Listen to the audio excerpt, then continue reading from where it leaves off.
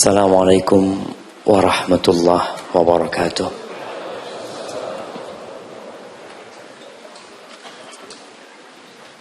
Alhamdulillah Rabbil alamin. Segala puji bagi Allah, pencipta, pemilik, pengurus, pengatur, dan pemberi rizki untuk alam semesta ini. Wassalatu wassalamu ala sayyidil mursalin. Salawat dan salam semoga tercurahkan untuk penghulu para utusan Allah, untuk yang termulia di antara utusan Allah, dan untuk seluruh para nabi,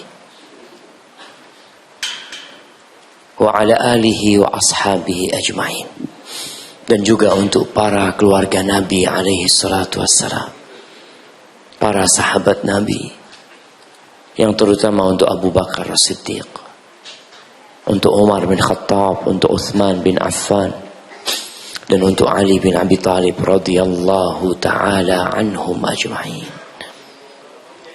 Amma ba'd, ahibati fillah, beberapa hari yang lalu dunia dikagetkan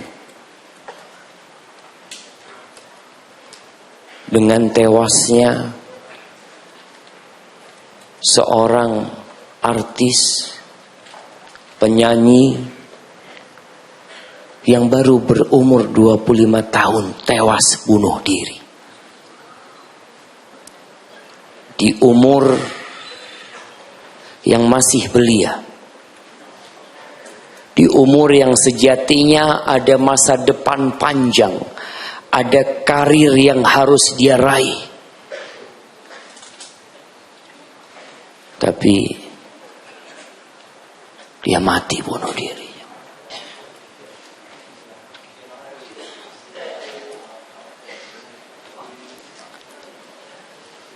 Apa sih yang dia cari? Baju yang bagus dia miliki. Harta dan kekayaan jangan ditanya. Popularitas, dia udah populer. Tapi ada yang hilang dari diri dia.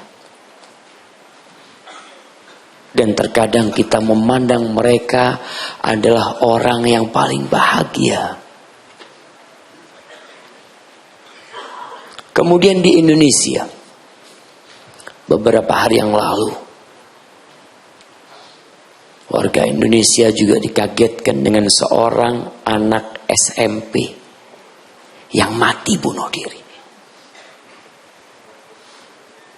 Anak SMP, dia bunuh diri.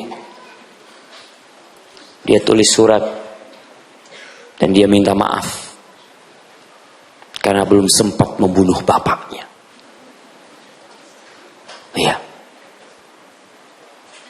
bapaknya membunuh ibunya, dan itu anak ingin balas dendam. Dia ingin bunuh bapaknya, tapi bapaknya sudah dipenjara. Tapi ternyata cita-cita dia belum sampai, dia yang mati bunuh diri. Data global menyebutkan jemaah bahwa di dunia setiap tahunnya itu ada 800.000 orang yang mati bunuh diri. 800.000 orang mati bunuh diri. Disebutkan kira-kira setiap 40 detik. Sejak tadi anak ngomong sampai sekarang, mungkin sudah 4-5 yang bunuh diri. Apa sih penyebabnya, jemaah? Masya Allah, imam kita tadi mengingatkan kita, kalau kita harus ingat. Dia membacakan firman Allah di surat Thaha ayat 115. Allah mengatakan, walaqad ahidna ila adama min qabl fanasiya walam najid lahu azma. Kami telah membuat satu perjanjian sama Adam alaihissalam, tapi kemudian Nabi Adam lupa. Nabi Adam lupa. Dan kami tidak mendapatkan keinginan yang kuat. Ibnu Katsir dalam tafsirnya menukil sebuah riwayat dari Ibnu Abbas radhiyallahu anhu.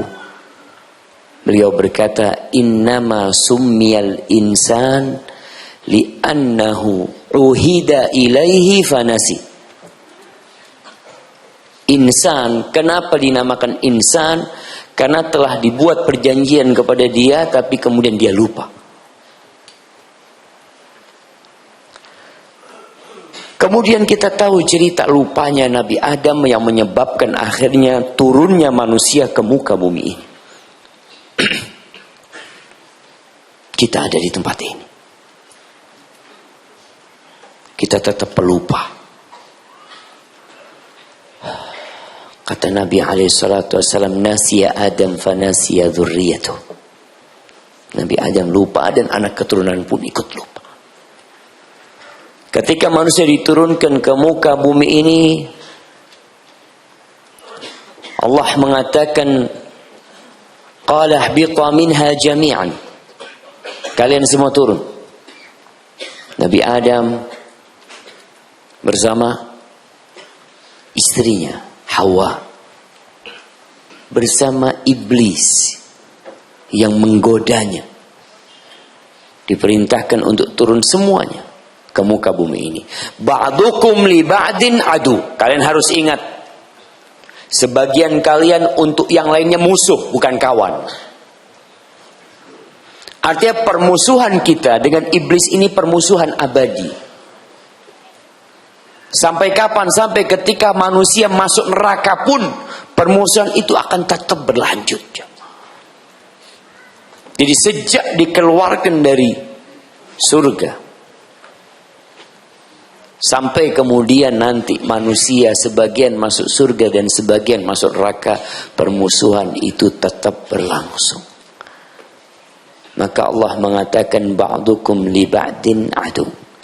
Fa imma ya'tiyannakum minni huda. Nih, kalau datang kepada kalian petunjukku. Famanittaba'a hudaya fala yadhillu wa la yashqa. Yang mengikuti petunjukku maka tidak akan tersesat, tidak akan bingung dalam kehidupan dunia ini, dan dia tidak akan sengsara jemaah fid dunya wal akhirah. Ketika manusia bunuh diri yang tadi setiap 40 detik itu ada yang bunuh diri. Kalau mau dihitung 800.000 dibagi 12 bulan, dibagi 365 hari Masehi.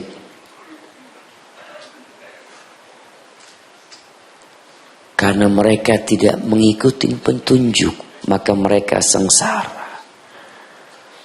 Lalu Allah mengatakan, wa man a'rada an dzikri fa inna lahu ma'isyatan dhanka. Adapun manusia atau siapa yang berpaling dari mengingatku, kata Allah, dari peringatan-peringatan Allah, maka bagi dia kehidupan yang sengsara, yang sempit,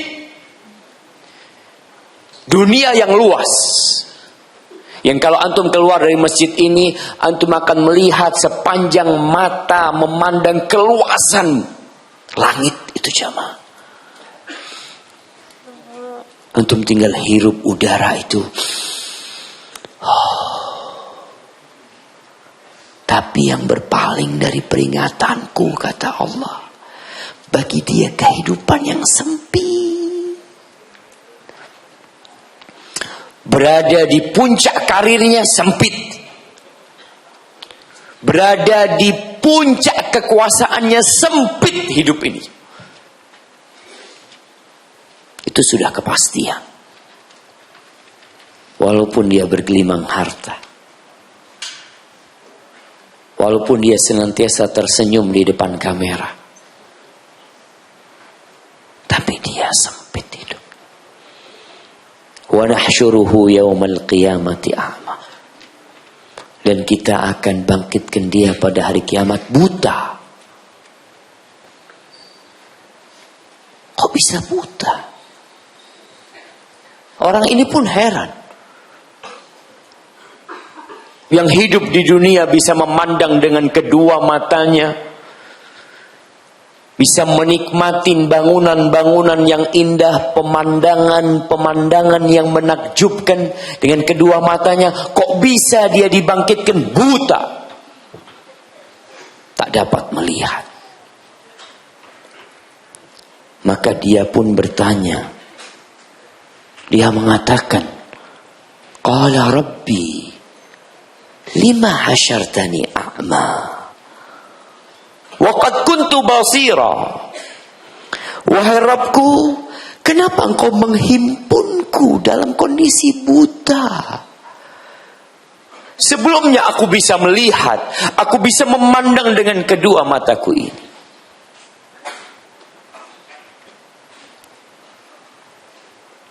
Ahibati fillah, kebaikan itu datangnya dari Allah. Dan keburukan itu dari diri kita sendiri. Jangan suka mencari kambing hitam, menyalahkan orang lain. Maka Allah mengatakan kepada orang ini, Qala kadzalika atatka ayatuna fanasitaha wa kadzalika al-yawma tunsa.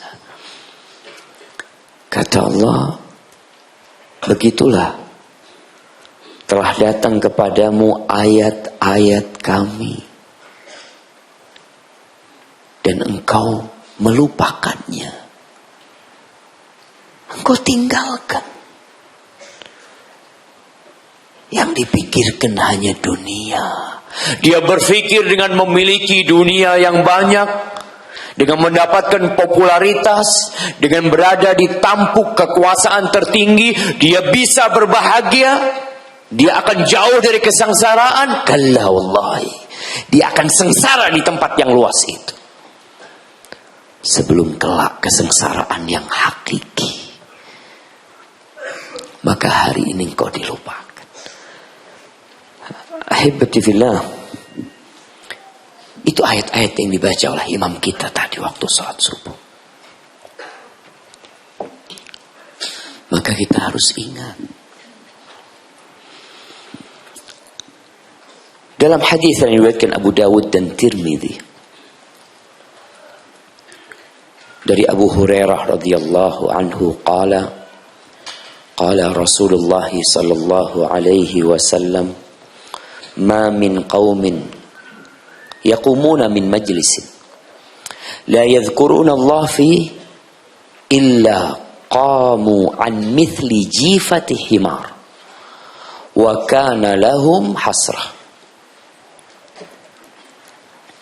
Tidaklah suatu kaum yang berdiri bubar dari sebuah majelis.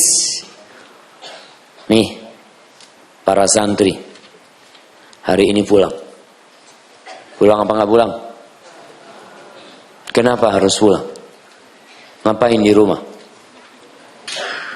Ngapain? Main. Ketemu orang tua, Masya Allah.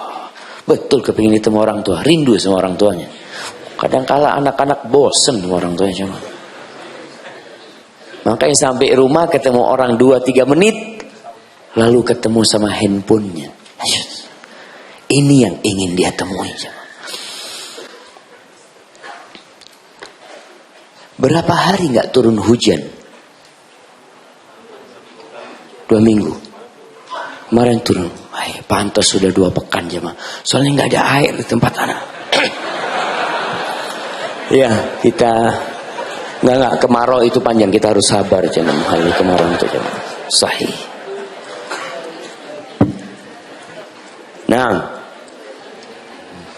biasanya kalau lama nggak turun hujan, sebentar lagi turun hujan. Kita berdoa, Allahumma aghithna, Allahumma aghithna.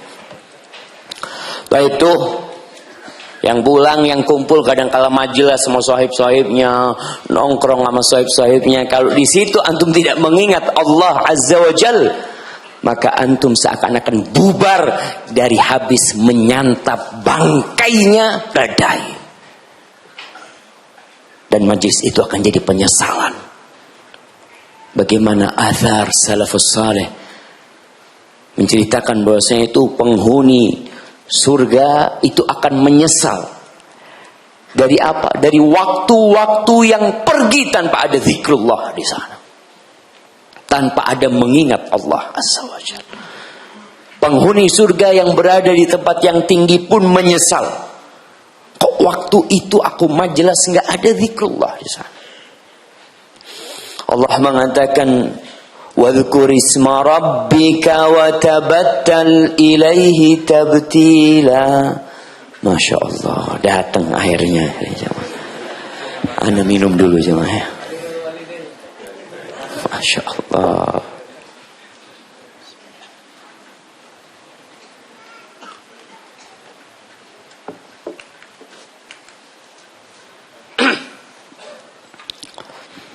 Kata Allah, ingatlah kepada Allah dan dekatkan dirimu untuk beribadah kepada Allah Jalla Jalaluh. Kita diciptakan bukan untuk bersenang-senang di muka bumi ini. Ini bukan tempat bersenang-senang. Berulang kali kita ingatkan di majelis ini dan yang lainnya bahwa kita berada di tempat terkutuk. Kita berada di tempat yang terlaknat. Kita harus segera keluar dari tempat ini.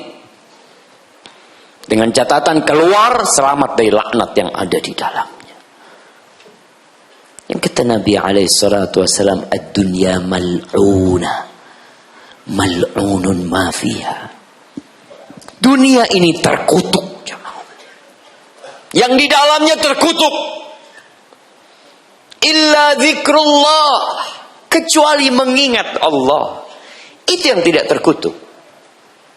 Wa mawalah, dan segala sesuatu yang mendekatkan diri kepada Allah Azza wa Jal itu tidak terkutuk. Wa alimun au muta'allim, dan orang yang alim, yang ngaji, yang belajar ilmu agama. Orang yang berilmu dan yang ngaji terus itu tidak terlambat. Kita berada di tempat ini insyaallah nih di majelis ilmu, kalau niat ngaji, niat mengingat Allah, semoga kita tidak terlaknat. Tapi kita keluar dari masjid, kita berada di bumi yang terlaknat. Engkau berjalan di sana harus terus ingat sama Allah Azza wa Jalla. Ahibati fillah, zikir ini lebih utama daripada doa.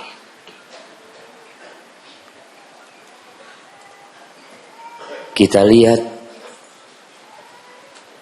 tatkala kita mau mengatakan ihdinas siratal mustaqim, kita mulai dengan alhamdulillahi rabbil alamin. Kita ingat sama Allah.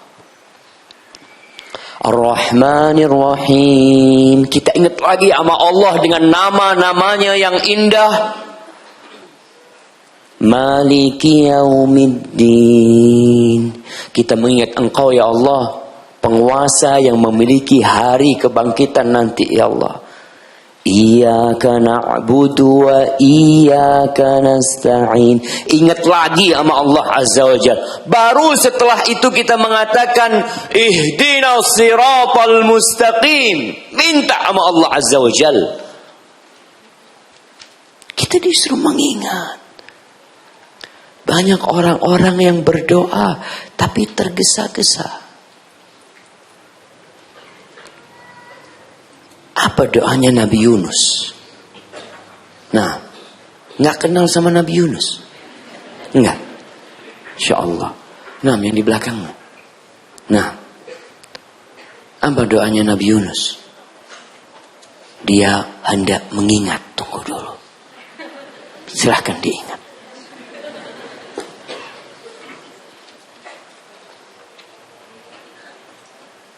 Yang keras suaranya. Sekarang nggak ada hadiah memang ya. Habis hadiahnya sudah. Air habis, hadiah habis.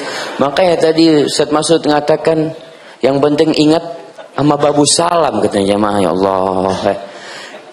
Naam, la ilaha illa anta subhanaka inni kuntu minadh dhalimin. Dia ingat sama Allah di perut tuh ikan.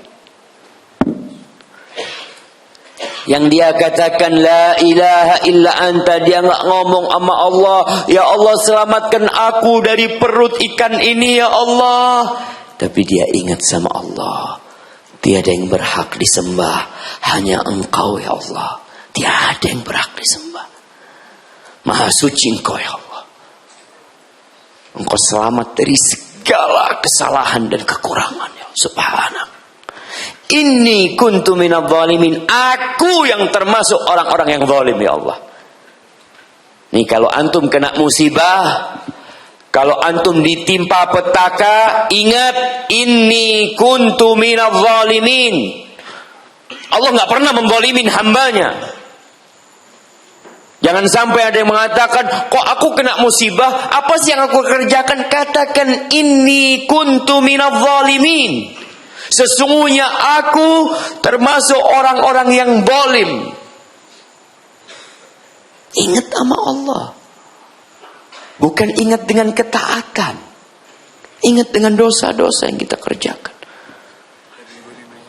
Hah? Oh hadiah Masya Allah. Dikasih fulus ya mah. Jazakallah khair. Buat ustadznya ini. Nah, antum mau minta apa tinggal ngomong, nanti datang dari sini ya. Apa doanya Nabi Yunus tadi? La ilaha illa anta subhanaka inni kuntu minadh dhalimin. Tadi yang ingatkan antum siapa? Teman antum? Iya, bagi dua nih hadiahnya, insyaallah. Nggak apa-apa, kasih. Soalnya ada nyonteknya dia cuma apa-apa bagi dua. Nah, tenang, bagi dua nanti, bagi dua. Kembali jemaah, tatkala kita terkena musibah, antum ingat sama Allah yang Maha Kuasa, yang Ar-Rahman, Ar-Rahim, yang tidak pernah menzalimi hambanya, dan ingat dengan dirimu pelaku kezaliman. Kita akan tenang hidup jemaah. Orang tuh bingung ketika tidak tahu sebab dari penyakit yang menimpa dia. Datang ke dokter. Dok, anak kenapa dok? Ya, oh kamu kayaknya sakit jantung. Kata dia. Bingung lagi, periksa jantung.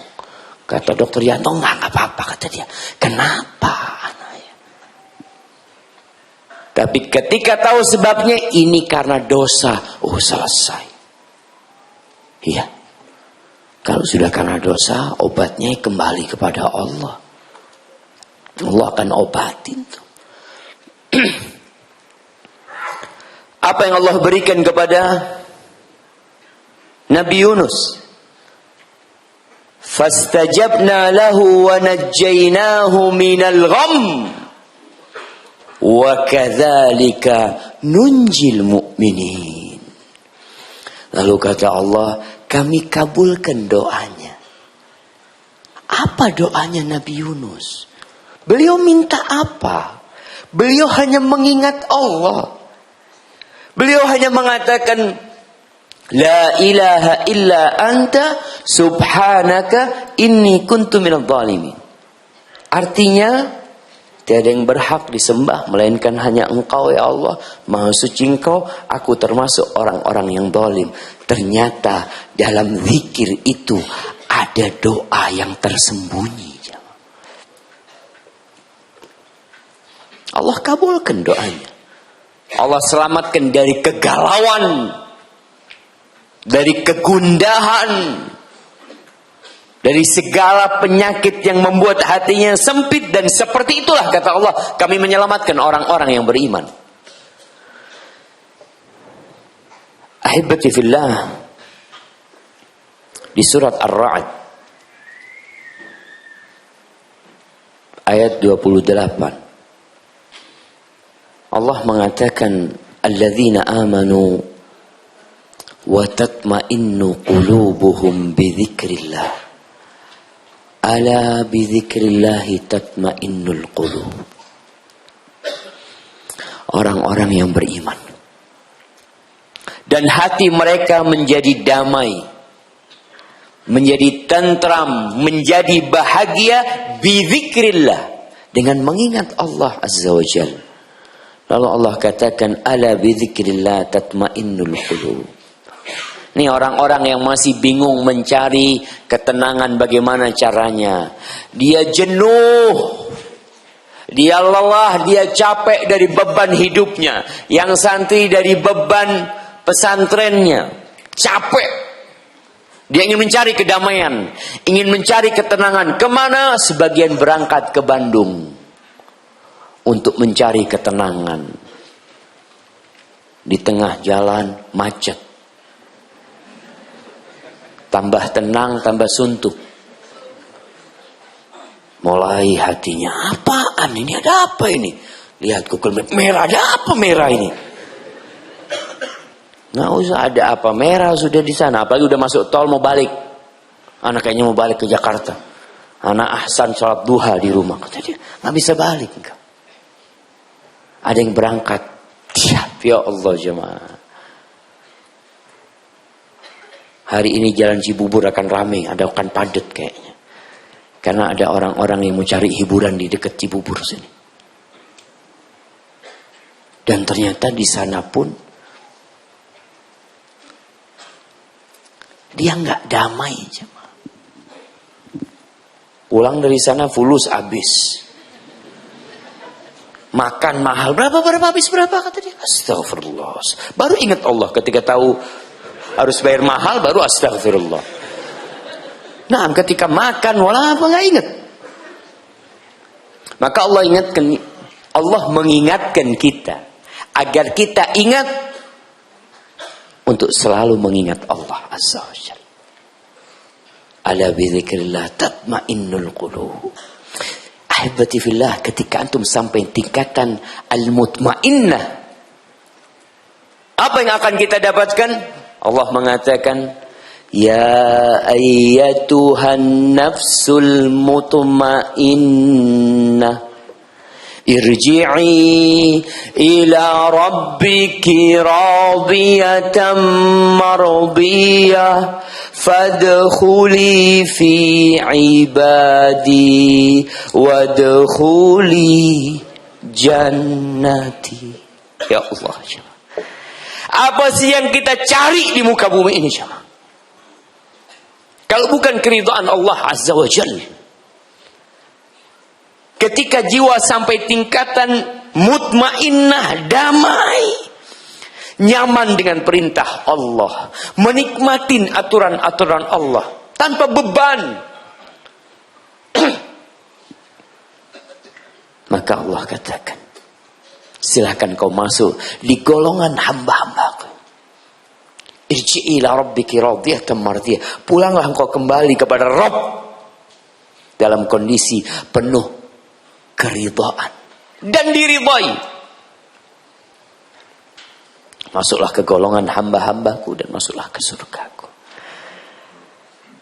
Namun banyak orang yang tidak ingat itu. Di surat Al-Baqarah ayat 152 Allah mengatakan, "Fadhkuruni adzkurkum washkuruli wala takfurun." Kata Allah, kalian ingatlah sama aku.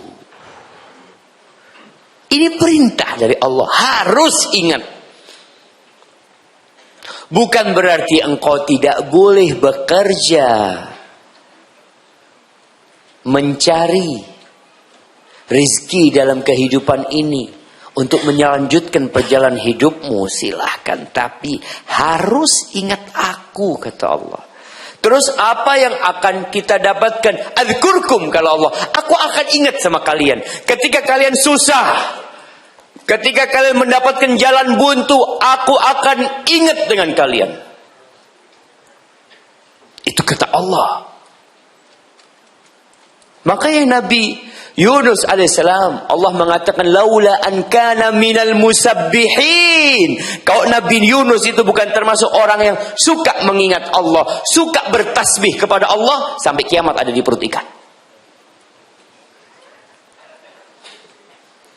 Tapi kebanyakan kita baru ingat Allah kalau kena musibah. Ilaihi yas'adul kalimut thayyib wal amalu salihu yarfa'u. Kepada Allah kalimat-kalimat yang baik, ucapan-ucapan yang baik itu naik, jamaah. Ketika kalimat-kalimat ini suka naik dan suatu saat antum tertimpa musibah, lalu antum mengatakan, ya Allah, Allah akan ingat. Washkuruli, kata Allah, kalian bersyukurlah kepadaku. Ini termasuk mengingat Allah ketika antum dapat nikmat, mengatakan alhamdulillah.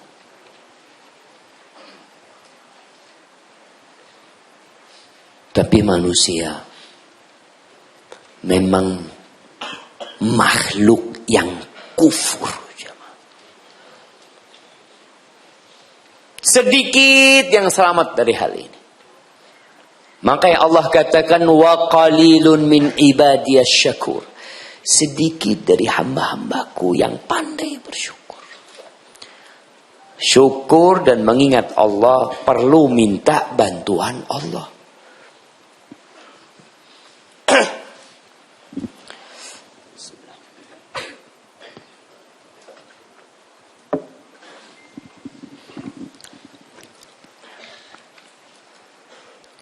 Alhamdulillah. Oleh karena itu, Rasulullah sallallahu alaihi wasallam mengajarkan sebuah doa kepada Mu'adz bin Jabal yang kita diperintahkan untuk membacanya di penghujung sholat. Nah, apa doanya? Antum? Apa pertanyaannya?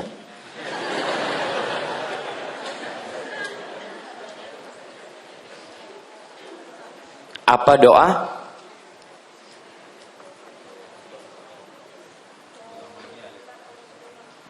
Apa doa yang diajarkan kepada siapa?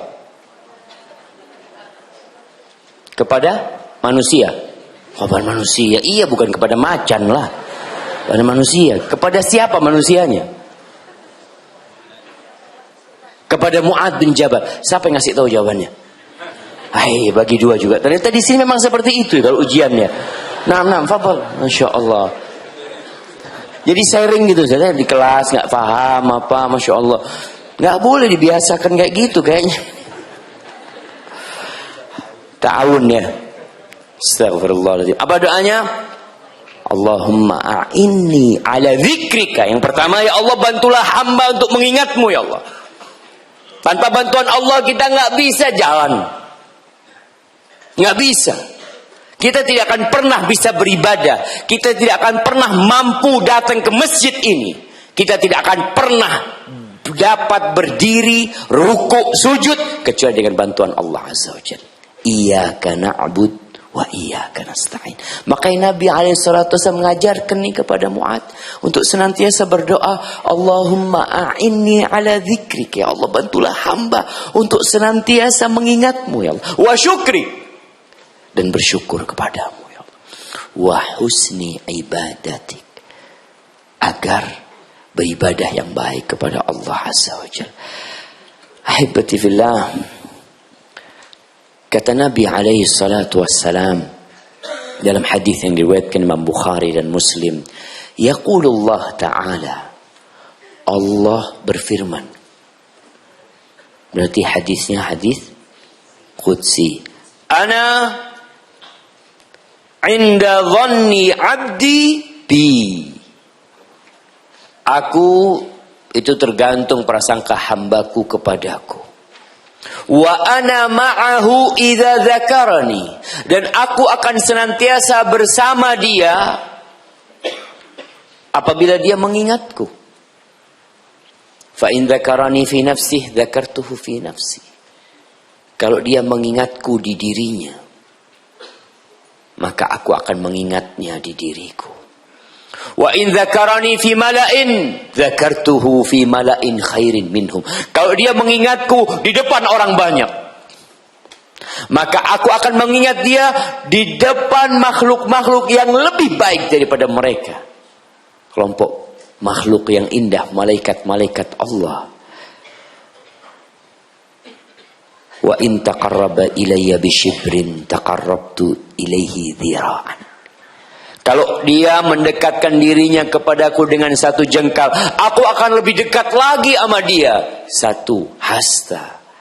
Wa in taqarraba ilayya dhira'an taqarrabtu ilaihi ba'an. Apabila dia mendekatkan dirinya kepadaku satu hasta, maka aku akan lebih dekat lagi kepada dia satu depa. Artinya semakin kita bersungguh-sungguh kepada Allah, Allah semakin bersungguh-sungguh kepada kita. Tergantung bagaimana prasangka kita kepada Allah Azza wa Jalla. Wa in atani yamshi ataituhu harwala. Kalau dia datang kepadaku berjalan kaki, maka aku akan berdatang kepada dia dengan berlari-lari kecil. Ahibati fillah, Allah Azza wa Jalla menyuruh kita tidak berjalan kepadanya, tapi berlari kepada Allah. Berlari kencang tanpa menoleh ke belakang. Apa kata Allah? Fafirru ilallah. Inni lakum nadhirum mubin. Kalian lari. Larilah kepada Allah. Kabur jemaah. Firar itu kabur. Menuju kepada Allah Azza wa Jalla. Ahibati fillah, orang yang tidak mengingat Allah seperti bangkai. Mathalul ladzi yadhkurullah, mathalul ladzi yadhkuru rabbahu, ini dalam hadis riwayat Bukhari. Permisalan orang yang mengingat Rabbnya, walladzi la yadhkuru rabbahu mathalul hayy wal mayyit. Orang yang mengingat Allah dan orang yang tidak mengingat Rabbnya, itu permisalannya seperti bangkai dan orang hidup. Yang mengingat Allah seperti orang hidup, yang tidak mengingat Allah seperti bangkai. Dan sepertinya seringkali kita menjadi bangkai karena kita berhenti mengingat Allah. Dan mungkin setiap hari kita berjumpa dengan bangkai-bangkai yang berjalan. Zombie. Zombie. Zombie itu apa artinya? Bangkai hidup. Takut salah jemaah. Hah? Mayat, ya mayat hidup. Mayat sama bangkai apa bedanya? Ahibati fillah,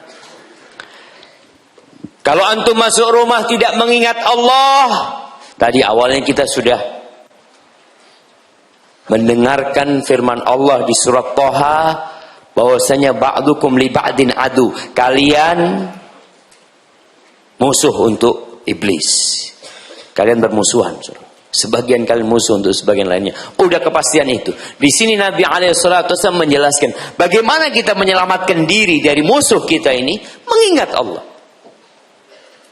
Maka kata Nabi SAW, "Idza dakhala ar-rajulu baitahu, fadzakara Allah 'inda dukhulihi wa 'inda ta'amihi, qala asy-syaitan la mabita lakum wala 'asha." Apabila seorang masuk rumahnya malam hari, ya sore dia masuk rumahnya atau kapan dia masuk rumahnya, kemudian dia mengingat Allah, mengatakan bismillah. Ada sebuah hadis yang disahihkan oleh sebagian ulama bahwasanya kalau masuk rumah itu baca doa bismillahi walajna wa bismillahi kharajna wa 'alallahi rabbina tawakkalna. Namun hadis ini didhaifkan oleh sebagian ulama, tapi yang penting antum mengingat Allah. Membaca bismillahi walajna, fadhal. Membaca bismillah silahkan. Artinya bismillah kita masuk rumah memang. Kalau baca itu, setan akan mengatakan baca mengingat Allah yang penting. Apa kata setan? Nggak bisa bermalam di sini kita. Kenapa? Ya udah nggak bisa masuk. Terus wala mabit, la mabita wala asya, nggak bisa makan malam juga kata dia. Ada setan yang memang mungkin sudah dalam rumah. Ketika antum diam duduk mau makan sama antum baca bismillah, dia selesai sudah. Ya Allah, nggak boleh bermalam, nggak boleh makan malam. Akhirnya keluar. Kalau mengingat Allah. Sebagian kita subhanallah makan mengingat Allah, tapi makan dengan caranya setan. Kata setan nggak apa-apa, nggak bisa makan, yang penting dia kayak anak. Setan tuh kalau makan pakai tangan kiri, minum pakai tangan kiri. Setan itu kidal, jemaah. Iya. Kalau lihat hadis ini, setan itu kidal. Hati-hati kalau antum kidal. Usahakan pakai tangan. Makanya Rasul SAW itu suka kali beliau untuk yang baik-baik menggunakan yang kanan. Karena tahu setannya pakai tangan kiri. Makanya ketika antum buang hajat pakai tangan kiri. Biar setan tahu nih yang tangan yang pakai engkau pakai makan, aku pakai buang hajat. Supaya setannya juga sakit hati dia. Hanya tangan yang dia gunakan untuk makan malah kita gunakan untuk bersihin kotoran. Na'udzubillahi min dzalik. Wa idza dakhala falam yadhkurillah 'inda dukhulihi. Ketika orang ini masuk tidak mengingat Allah, pas masuk rupanya enggak ingat Allah, kata setan, adraktumul mabit, bisa bermalam kita nih. Yuk. Masuk setan. Tunggu di dalam sudah. Biasanya pulang kerja mau makan. Wa idza lam yadhkurillah 'inda ta'amihi. Kalau ketika makan tidak mengingat Allah, kata setan, adraktumul mabit wal asya, kita bermalam gratis, makan gratis malam ini. Antum yang capek kerja, berusaha mengais rezeki, sampai rumah setan yang makan sama antum. Akhirnya manusia kerja keras ngasih makan siapa?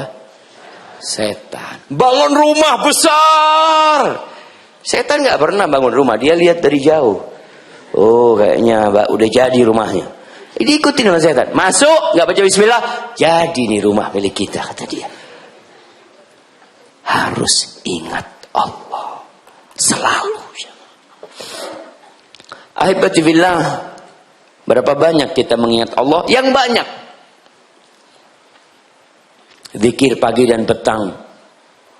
Apa kata Allah? Wasabbihuhu bukratan wa asila.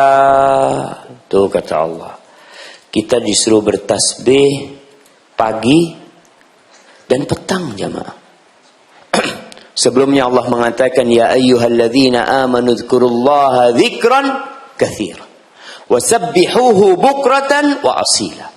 Kata Allah, wahai orang-orang yang beriman, ingatlah kalian kepada Allah dzikran katsira. Katsira itu artinya banyak.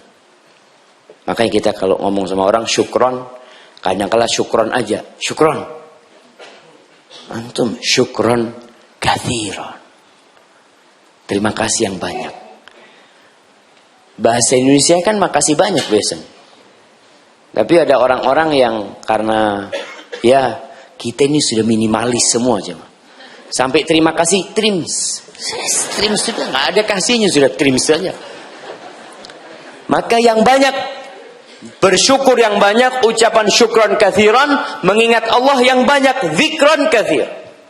Wasabbihu, bertasbihlah kalian kepada bukratan wa asila. Bukrah itu pagi, asila itu petang. Lalu Allah katakan, huwallazi yusalli alaikum wa malaikatuhu liyukhrijakum minadh-dhulumati ilan nur wa kana bil mu'minina rahima. Dialah Allah Azza wa Jal yang bersolawat kepada kalian. Tuh, kalau kita banyak mengingat Allah, Allah mengingat kita, Allah bersolawat kepada kita, malaikat-malaikat Allah jadi ingat sama kita. Untuk mengeluarkan kalian dari kegelapan menuju cahaya. Allah tuh sayang sama orang-orang beriman, jamaah. Hendaklah kita membalas kasih sayang Allah dengan kita mengingat Allah dan bersyukur kepadanya. Selesai sholat. Sholat itu zikrullah. Wala zikrullah wa aqimis sholata li zikri, kata Allah. Aqimis sholata li zikri. Dirikan sholat untuk mengingatku. Nah, sudah kita sholat, ingat Allah. Selesai sholat, ingat Allah lagi. Apa berhenti kita mengingat Allah? Assalamualaikum warahmatullahi. Assalamualaikum warahmatullahi. Udah, ana habis mengingat Allah dengan sholat. Langsung mengingat Allah lagi. Astaghfirullah. Astaghfirullah. Astaghfirullah wa atubu ilaih. Allahumma antas salam. Terus. Baik, keluar masjid. Selesai mengingat Allah, ingat Allah lagi. Keluar masjid, baru keluar masjid. Apa doanya keluar masjid? Oh. Bismillah wassalatu wassalam ala Rasulillah. Allahumma ghfirli dhunubi waftah li abwaba fadlik. Masyaallah. Kalau sudah keluar masjid tuh kepingin rizkinya dilancarkan apa macam-macam ya. Minta sama Allah Azza wa Jalla. Sudah selesai, cukup ingat Allah. Tunggu dulu. Naik motor nih, ingat Allah lagi. Dari tadi ingat Allah, masuk masjid ingat Allah, sholat mengingat Allah, selesai sholat mengingat Allah, keluar mengingat Allah, naik motor ingat Allah lagi. Nah, nggak berhenti mengingat Allah.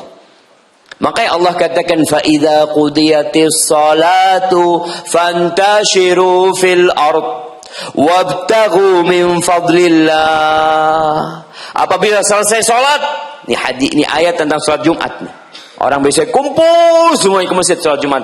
Selesai sholat, silahkan bertebaran di muka bumi ini. Cari karunia Allah. Ingat yang dicari karunia Allah. Wadhkurullaha kathiran la'allakum tuflihun. Ingat sama Allah yang banyak. La'allakum tuflihun. Kalau kalian ingin sukses. Semua mencari kesuksesan ketika bekerja. Dia ingin berhasil dengan pekerjaannya. Apakah orang yang tokonya besar, pelanggannya banyak, cabangnya jangan ditanya berapa jumlahnya, apa dikatakan orang sukses? Enggak. Bisa jadi bunuh diri akhirnya. Tapi ketika dia punya toko kecil, jualan, bangkrut, sukses apa enggak jemaah? Bisa jadi sukses. Dia keluar dari tokonya melihat, ya Allah, maafkan hamba ya Allah, banyak dosanya hamba ya Allah. Sukses ini orang. Karena dia ingat sama Allah Azza wa Jal. Dalam kesenangannya dia ingat Allah, dalam musibahnya dia ingat Allah. Karena zikrullah ini jamaah kunci segala kebahagiaan di muka bumi ini dan kelak di akhirat. Ahibati fillah, dalam hadis yang diriwayatkan Imam Tirmidzi dan Ibnu Majah, datang seorang kepada Rasul sallallahu alaihi wasallam mengatakan, "Ya Rasulullah, Inna syara'i al-Islam qad kathurat alayya. Ini ajaran-ajaran Islam ini udah banyak, udah numpuk buat aku, Nabi SAW. Fa akhbirni bi syai'in atashabbath bihi. Aku minta dikasih tahu sebuah amalan yang aku akan pegang. Kalau terlalu banyak berat aku mintalah apa Rasul SAW yang aku bisa pegang. Apa kata Rasul SAW? La yazalu lisanuka radban bi dzikrillah. Jaga lisanmu untuk senantiasa basah dengan zikrullah. Maka ingat sama Allah, jaga lisannya kemanapun antum pergi. Zikrullah ini ada yang mutlak, ada yang muqayyad. Zikrullah itu ada yang berkaitan dengan momen-momentum tersendiri. Ada zikrullah yang memang kapan saja antum baca. Zikir pagi dan petang usahakan tiap hari antum baca. Khususkan waktu untuk membacanya. Khususkan waktu. Bukan kalau ada waktu baru mau membaca. Karena ini pesan Nabi SAW. Udah mungkin berat, anak mau berangkat haji nggak punya fulus. Mau berangkat umroh sama mafi fulus. Mau kajian jauh. Mau apa lagi? Mau sodako Ustaz. Anak ajak makan sulit. Ada banyak amalan. Mau sholat malam berat Ustaz. Anak ini termasuk orang yang susah bangun Ustaz. Oke. Kuncinya satu kata Nabi SAW. Jaga lisanmu untuk senantiasa basah dengan zikrullah. Ketika itu antum akan melihat jalan-jalan terbentang untuk dilewatin. Antum akan melihat pintu-pintu langit terbuka buat antum. Kenapa? Tadi yang kita udah baca. Allah mengatakan fadhkuruni adzkurkum. Ingat sama aku akan ingat dengan engkau. Aku qauli hadza wa astaghfirullah li wa lakum. Masih banyak jemaah keutamaan zikir ini, tapi intinya anak ingin kita bersama-sama untuk menjaga negeri ini. Untuk menjadikan masyarakat negeri ini menjadi masyarakat yang diridhain oleh Allah Azza wa Jalla dengan mengajak semuanya untuk berzikir. Bukan dalam momentum tersendiri, tapi setiap saat, di tempat kerja kita, di pasar, di kantor, di kendaraan, di kelas, di jalan-jalan. Kita terus mengingat Allah Azza wa Jalla, dan Allah akan ingat kepada kita. Hadza wallahu a'lam bishawab. Yang bisa Anda sampaikan, mungkin kita masuk ke sesi tanya jawab. Masya Allah.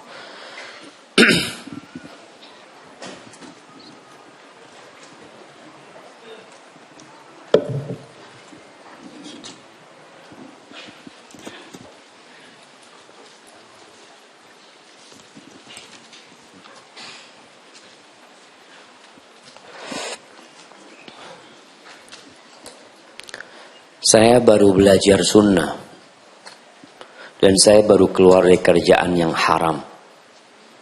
Mohon doanya Ustaz agar saya selalu istiqamah dan digantikan oleh Allah rizki yang lebih baik. Bukan lebih baik ya, rizki yang lebih banyak dan halal. Amin. Iya. Buat teman-teman yang baru ingat Allah. Dia kenapa keluar dari kerjaannya? Karena baru ingat sama Allah. Yang parah ingat sama Allah tapi nggak berubah.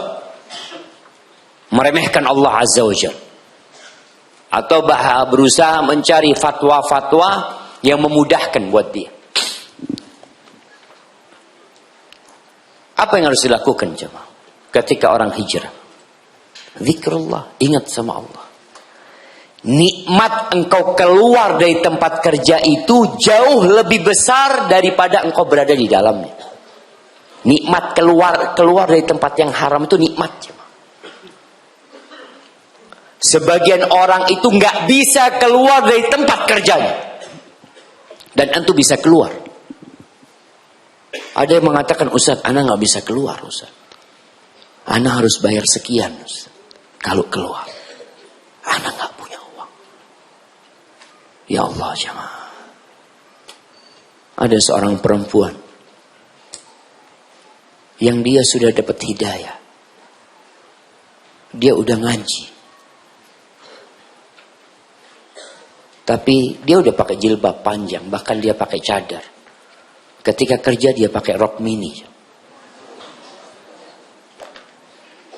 Bukan karena keinginan dia, ana harus bayar 15 juta untuk keluar dari sini. Dia nggak punya apa-apa, jemaah. Antum lihat ada model-model perbudakan, jemaah, yang mengikat manusia untuk mengabdi kepada bosnya itu. Karena dia udah keluarin duit untuk kadang-kala untuk training, untuk apa ini macam-macam, dia harus mengabdi di sini. Mau keluar silahkan bayar, sedangkan dia nggak punya duit. Maka yang anak katakan kepada teman-teman yang bisa keluar dari pekerjaan haram nih, ihmadillah, bersyukur sama Allah, puji Allah, ya Allah. Itu nikmat, keluar itu nikmat. Itu rizki dari Allah Azza wa Jalla. Maka tugas antum sekarang bagaimana mensyukuri nikmat keluar dari tempat sana. Tapi kan hidup perlu ongkos, perlu biaya. Nah, kalau engkau banyak mengingat Allah, Allah akan mengingatmu. Syukuri yang sedikit, akan terasa banyak. Ada orang dikasih banyak, terasa sedikit. Antum lihat kebahagiaan anak-anak, jemaah. Kebahagiaan anak-anak itu, ya Allah, apalagi anak kecil. Semakin kecil, kebahagiaannya semakin sedikit. Anak kecil kasih permen. Permen, apa biasanya dibeli anak-anak? Yupi. Hah? Permen ada kecil itu yang harganya 1.000 atau 2.000. Ya Allah, kata dia, jazakallah khair sama ayah. Masya Allah, dia kemana-mana cerita sama sahibnya aja. Antum dapat 100.000, cuma 100.000 hari ini. Tuh 2.000 bahagia. Bagaimana kita belajar kebahagiaan dari anak kecil. Belajar bersyukur sama Allah saja. Yang menyebabkan itu anak berbahagia karena dia bersyukur. Di toko itu, jamaah, di toko itu ada 1.000 macam. Ada 1.000 macam makanan, kue, permen. Tapi dia dengan satu bahagia. Karena dia tidak melihat kepada yang lainnya. Dia langsung keluar dari toko itu, Masya Allah. Dia duduk di pojokan, ya dia buka, Masya Allah. Kadang-kadang ada yang modelnya permen itu ada ular-ularan, apa macam-macam. Dia lihat, dia makan kepalanya dulu. Bahagia banget. Kita nggak bahagia aja, mah. Karena antum senantiasa melihat kepada yang di atas. Lihatlah kepada yang di bawah. Nikmatin yang ada di tanganmu. Kau jadi orang paling kaya. Maka doakan semoga antum bisa bersabar menghadapi kehidupan ini. Dan dikasih rezeki yang halal dan yang baik. Ustaz, bumi itu bulat atau datar? Ya antum lihatlah. Orang kita hidup di atas bumi sini. Antum lihat dari mana mau lihat bumi ini? Jamaah, bicara bumi ini bisa dilihat. Tapi yang ngelihat, kalau ana lihat dari Babu Salam ya datar lah. Ana lihat dari pesawat, bulat apa datar? Datar dari pesawat. Dari mana kelihatan bulat? Gak tahu juga anak kelihatan bulat dari mana. Tapi katanya ada satelit yang bisa ngelihat bumi bulat, seperti dilihat. Wallahu a'lam, jemaah. Kadangkala orang itu bohong, jemaah. Makanya kalau ditanya ana bumi bulat atau datar, ya kalau ana lihat datar sekarang. Ana nggak kelihatan bulat. Mungkin bulat, mungkin bulat. Mungkin ada orang lihatnya bulat, ya fadol. Kalau antum ngelihatnya bulat, katakan bulat. Jangan bulat katakan datar, dosa antum. Tapi ketika antum kelihatan datar, ya ana ngelihat datar. Fadol kalau antum melihat bulat, fadol antum. Karena ribut sekarang jemaah. Di Amerika ribut. Bahkan ada kelompok tersendiri yang berkeyakinan bumi itu datar.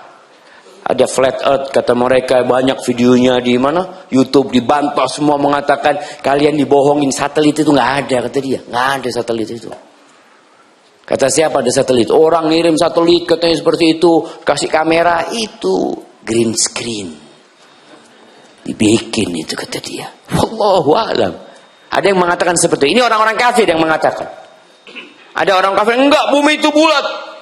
Ya sudah, yang ngelihat bulat ngomong bulat, yang ngelihat datar, nggak ada masalah, nggak usah ribut. Akhirnya nggak mau bermakmum kepada yang mengatakan, ini imamnya mengatakan datar, Ustaz, anak nggak makmum lah. Astagfirullahaladzim.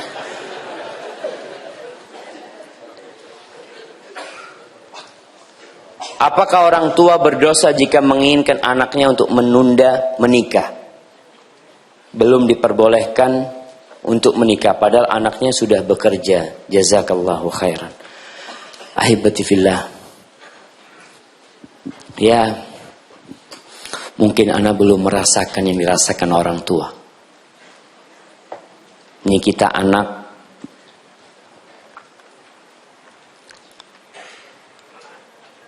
ketika menikah, kita nggak tahu apa perasaan ayah dan ibu kita.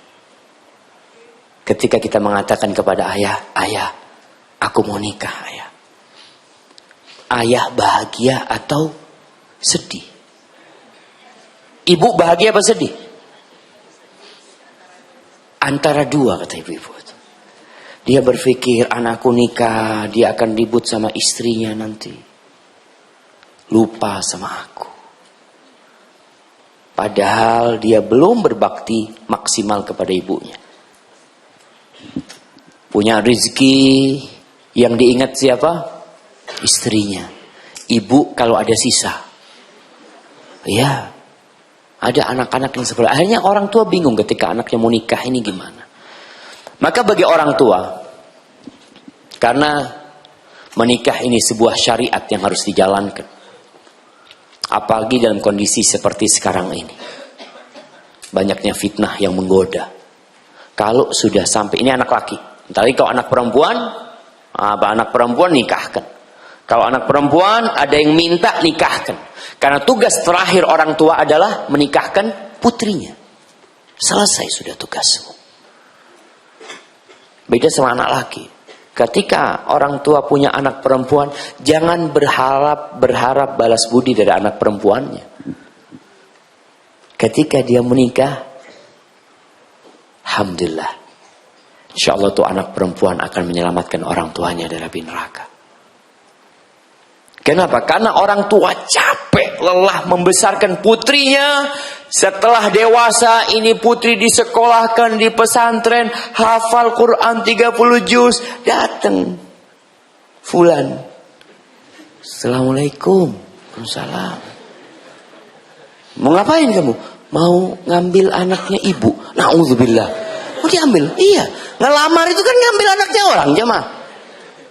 Dia tuh meminang ngambil anaknya orang, dibawa, dikeluarkan dari rumah itu. Enak banget kamu. Kata ibunya, saya yang melahirkan, saya yang ngasih makan, saya yang menyekolahkan, saya yang mendidik sampai dia hafal Quran. Tahu-tahu engkau petik itu bunga. Lalu ditaruh di kantongmu, kau pulang. Bagaimana perasaan orang tua? Tapi ketika orang tua ingat, ini tugasku ya Allah. Sudah selesai. Ada yang meminang putriku, bismillah. Nah, mudah-mudahan kau berbahagia di sana dan berjumpa sama ibu di pintu surga insyaallah. Wallahi ya ma, apa yang dicari? Makanya ada seorang anak perempuan yang sudah berangkat sama suaminya, setahun gak ketemu ibunya. Dibawa sama suaminya keluar pulau. Sekarang Masya Allah jemaah bisa telepon, bisa apa macam-macam. Dulu selesai sudah jemaah. Mungkin ada surat yang datang dari anaknya. Benar-benar berat orang tua ketika memiliki anak perempuan. Tapi itu tugasnya. Dia didik dengan benar, dia carikan pasangan yang baik. Setelah itu serahkan. Pahala buat orang tuanya, Allah simpan di sisinya. Tapi kalau anak laki, tetap anak laki, ya dia akan membahagiakan orang tuanya. Dia punya tugas untuk memberikan nafkah kepada orang tuanya. Ketika orang tuanya hidup dalam kekurangan, maka penuh dengan tanggung jawab anak laki-laki. Jadi ketika seorang ibu tahu dengan anak laki-lakinya mau menikah, carikan istri yang soleha, segera. Nah, kau mau menikah, boleh. Tapi catatannya satu. Dia harus berakhlak mulia dan faham sama agama ini. Kalau nggak faham sama agama, mungkin dia akan mempengaruhi suaminya untuk tidak berbakti sama orang tua. Nggak ngerti hukum-hukum. Kalau dia faham agama tapi akhlaknya buruk, akan bikin sakit hati kehidupan rumah tangganya nanti. Maka silahkan. Orang tua berat. Ana ketika mau lulus pesantren jemaah, ana pernah meminang seorang wanita. Gak ngomong sama orang tua. Tahu-tahu pulang di sidang sama orang tua. Duduk sini, kata dia. Ada apa ini, kata dia. Ya Allah, ya kita baru ingat bagaimana kewajiban kita berbakti sama orang tua. Orang tua anak ngomong sama anak, Syafiq masih mau melanjutkan sekolah. Belajar dulu. Nikah nanti ditunda. Anak ngomong, iya. Anak berangkat ke rumah calon mertua. Ana datang, ana mohon maaf, ana belum boleh nikah sama orang tua. Ana masih mau belajar. Ana sampaikan kalau kelak Allah izinkan ana menikah, pintu pertama yang ana ketuk pintu rumah ini, ana ngomong. Selesai. Betul. Sudah, ana pulang sudah, selesai sudah. Dan ketika ana kuliah di Madinah, Abah sama Umi tanya, Syafiq mau nikah? Kelas 2 waktu itu. Di Madinah. Ana ngomong, iya, kalau boleh ana mau nikah ya, kata dia. Masih suka sama yang dulu, kata dia. Udah nggak ada hubungan apa-apa, cuma ana punya janji. Ana ngomong, iya ya. Berangkat anak punya Abah sama Ibu. Ya sudah, berangkat. Berangkat dari sana. Anak hati wallahu a'lam sudah diterima apa ditolak ya. Tahu-tahu pulang dari sana abah anak manggilan, Syafiq, sini. Masuk kamar, dikunci kamarnya jamaah. Ada apa ini? Kata abah anak, Syafiq, itu perempuan sudah dilamar orang. Itu perempuan lamaran udah masuk, udah mau nikah. Karena ngomong alhamdulillah. Ya sudah apa? Berarti bukan jodohnya, kata dia. Terus gimana kan? Ya sudah, bismillah, sudah nanti ada gantinya, masya Allah. Walhamdulillah kasih ganti yang lebih baik, jemaah. Maka buat orang tua, ya sudah, ketika melihat anaknya sudah sampai umurnya dan kondisinya anaknya sudah bekerja, sudah mampu memberikan nafkah, kemudian masanya seperti sekarang ini, segera nikahkan. Dengan catatan dipersiapkan anaknya dalam pernikahan. Karena banyak pemuda itu hanya memikirkan kenikmatan pernikahan. Wallahi nikmatnya nikah mungkin sebulan, 2 bulan, 3 bulan, sisanya tanggung jawab. Kerja, istrinya sakit, berangkat ke dokter. Dulu nih anak muda bebas ngaji kemana-mana, sekarang sudah nggak bebas lagi. Istrinya punya anak, ya Allah, gimana kok bisa punya anak ini anak? Ya ada suaminya kan.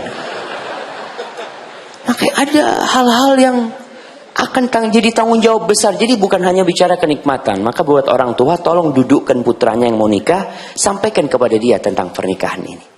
Bukan hanya sekedar menyalurkan nafsu dia belaka, tapi ada tanggung jawab yang besar di balik itu. Barakallahu fikum. Ini pertanyaan terakhir jemaah. Sama ini pertanyaannya modelnya. Assalamualaikum Ustaz. Waalaikumsalam. Bagaimana cara menyuruh suami agar mengerjakan sholat 5 waktu? Dan apakah dosanya menentang suami? Tatkala dia melarang saya mengikuti kajian-kajian sunnah yang dibilang aliran keras, apa saya dosa berdebat sama suami? Masya Allah. Jadi kalau bicara suami ini pemimpin di rumah. Dia komandan. Anti ketika menikah memilih dia menjadi komandan anti.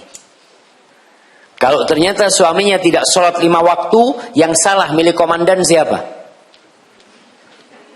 Yang salah siapa? Istri. Kita tuh milih. Ustaz, anak terpaksa menikah. Nggak ada, perempuan itu nggak ada terpaksa menikah. Artinya memang ada laki-laki yang datang meminang, tapi dia punya hak untuk menolak. Katanya enggak, aku nggak mau ayah, dia nggak sholat 5 waktu. Masalahnya dulu sama-sama nggak sholat 5 waktu, Ustaz. Sekarang anak udah sholat gitu. Gimana sekarang memperbaiki suami? Yang pertama, anti harus baik. Bukan berdebat sama suami. Tapi bagaimana sekarang seorang istri melayani suaminya. Bikin rumahnya hotel bintang 5. Antum lihat hotel bintang 5 aja mah. Masuk langsung welcome drink. Datang, fadol dibukain pintu sama satpamnya. Fadol dibawain minuman, Masya Allah. Coba suami bikin kayak gitu. Masuk rumah, bukain pintu, welcome drink, datang semuanya. Silahkan duduk, Masya Allah. Plus, kalau bintang 5 nggak ada yang bukain sepatu. Ini nanti bukain sepatu bang. Mulai saat ini nggak ada yang bukain sepatu kecuali anak. Masya Allah. Suami jadi bingung. Astagfirullah, mau diapain anak? Tapi memang hal-hal yang positif yang dilakukan oleh istri kepada suami, maka dia akan beranggapan bahwasanya kajian istri ini benar. Tapi kalau yang ada debat, pertanyaan boleh nggak ada debat? Sampaikan pada suami nanti jam 8 lewat 5 menit kita mulai. Mulai apa? Mulai debat gitu. Enggak lah, dia bukan bicara debat. Suami kan sekarang kenapa membenci? Karena dia nggak tahu. Yang dia tahu yang dia lihat. Yang dia tahu yang dia dengar. Dia melihat perubahan di diri anti, kok kayaknya teroris istri anak ini. Jangan-jangan nanti malam anak ditusuk waktu tidur sama dia. Nah, ada hal-hal yang dia... Ini kan ada penggiringan opini publik untuk membenci dakwah jamaah. Suami kita termakan. Makanya bagaimana kita membuat, ini para istri membuat suami tidak takut. Dikatakan tadi aliran keras, radikal, macam-macam. Karena ya, dia salah informasi. Maka perbaiki informasi. Yang pertama tadi, bikin rumahnya hotel bintang 5+. Insya Allah. Kemudian ketika suami masuk waktu sholat, abang udah azan. Gak mau sholat mau, kata dia. Ana siapkan sejadahnya ya, air wudhunya. Mau yang air hangat, air dingin wudhunya. Tapi kalau ngomong suami, sholat udah azan. Muslim apa kafir? Astagfirullahaladzim. Kayak gitu yang ada langsung. Yang bener lah. Jadi usahakan istri ini tadi, istri punya kekuatan untuk merubah. Dia bisa melakukan perubahan itu. Bisa tunduk tuh suaminya insya Allah. Tapi dengan cara tadi. Suami baru, ya alhamdulillah kadang-kadang ada yang suaminya sholat tapi belum ke masjid. Bang, dulu yang gak ke masjid itu orang-orang munafik bang. Ana takut nanti termasuk munafik.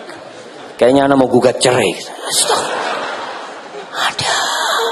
Maka tolonglah belajar yang benar, adab dan etikanya. Insya Allah semua dengan adab dan etika serta pertolongan Allah yang pertama dan yang terakhir. Semoga suami bisa berubah. Hadza wallahu a'lam bishawab. Itu yang bisa Anda sampaikan apabila benar yang Anda sampaikan dari Allah Azza wa Jalla. Kalau ada yang salah dan kurang berkenan itu dari diri Anda pribadi, Allah dan Rasul yang terbebaskan dari kesalahan itu. Subhanakallahumma bihamdika asyhadu an la ilaha illa anta astaghfiruka wa atubu ilaik. Wassalamualaikum warahmatullahi wabarakatuh.